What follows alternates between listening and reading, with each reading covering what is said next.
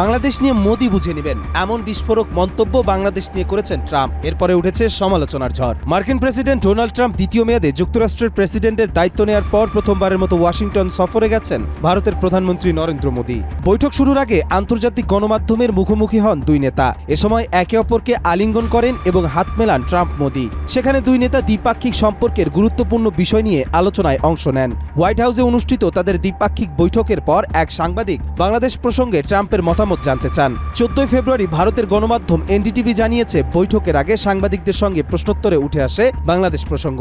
এ সময় দুই নেতা গণমাধ্যমের কাছ থেকে আসা বিভিন্ন প্রশ্নের জবাব দেন। এমন এক প্রশ্নে উঠে আসে বাংলাদেশ প্রসঙ্গ।